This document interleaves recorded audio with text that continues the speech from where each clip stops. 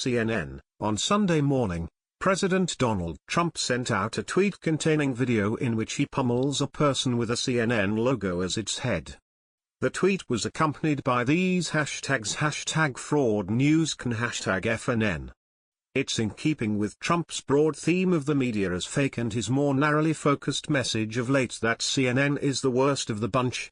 In a statement, CNN called it a sad day when the President of the United States encourages violence against reporters. Clearly, Sarah Huckabee Sanders lied when she said the President had never done so, CNN's statement continued. Instead of preparing for his overseas trip, his first meeting with Vladimir Putin, dealing with North Korea and working on his healthcare bill, he is instead involved in juvenile behavior far below the dignity of his office. We will keep doing our jobs. He should start doing his. The appearance was part of a short-lived feud between McMahon and Trump, which was billed as the Battle of the Billionaires. In real life, the two men are very friendly. McMahon's wife, Linda, is now a member of Trump's cabinet as the Small Business Administrator. How do I know this? Because I watched it live. Because I love pro wrestling, always have, always will. And, because of my decades spent watching pro wrestling, I have long believed that one of the best ways to understand the Trump campaign and now the Trump presidency is through the lens of professional wrestling and, in particular, the Vince McMahon era WWE. At the heart of pro wrestling sits this basic fact: it is fake. It is a scripted television show. Yes, it requires physical ability. No one who is not in excellent shape could perform some of the falls and bumps these wrestlers do daily. But it is, at heart, a soap opera. Scriptwriters plot character arcs and narrative building. The outcomes are known before the matches begin. The wrestlers are as much actors as they are athletes.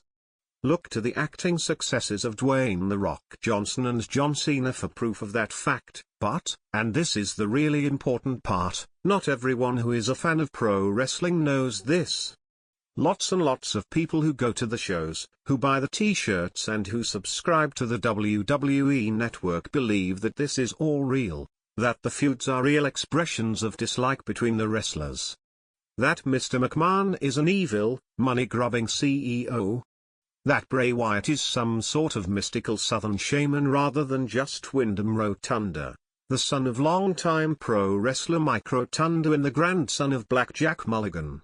I warned you, I am a wrestling mark. This basic divide between fake and real is what Trump capitalizes on, too. Anyone who has followed his career in business or politics knows that there isn't a more attentive media consumer than Donald Trump. He watches cable TV constantly, as evidenced by the installation of a 60-plus-inch TV in his dining room near the Oval Office. Ask yourself, if he doesn't watch TV, as he claims, then what does he watch on that TV? He loves this stuff. Always has. Always will. And, if and when Trump ever reaches out to you as a reporter, he is tremendously solicitous. He praises your work and says you are one of the good ones. Trump did this to me during the campaign. Most people, particularly in the media, know this fact. But lots of other people, including many of Trump's supporters, truly believe that he hates the media. That he is the fighter against fake news they have been waiting for their entire lives. They don't get that Trump is playing a role, that he is doing a shtick because he knows there is political gain to be had there. Then there is the fact that pro wrestling has long, and successfully, played to people's stereotypes for eyeballs and audience intensity.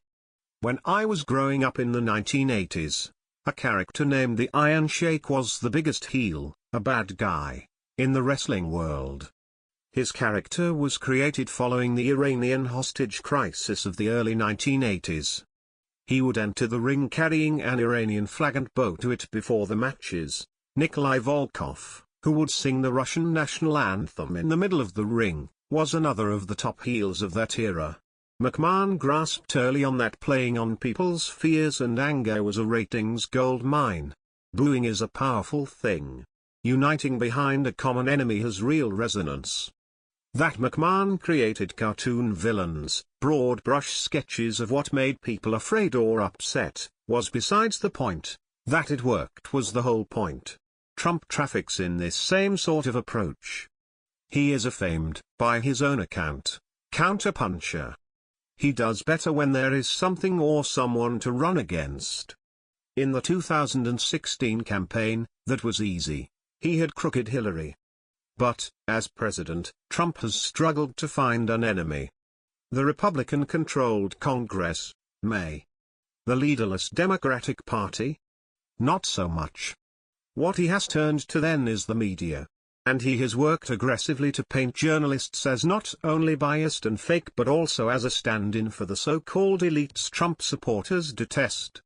If Trump was running the WWE, he would create a wrestler who is a reporter.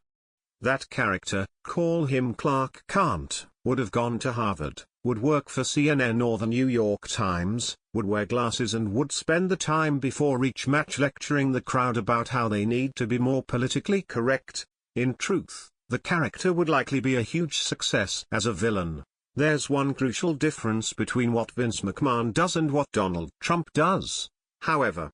McMahon is the CEO of an entertainment company whose lone goal is to make money for that company. Donald Trump is the President of the United States, whose salary is paid by taxpayers and whose job is to represent a nation of 300 million people stateside and in the world community. Pro wrestling is fake. Being president isn't. Trump seems not to know or care about that distinction.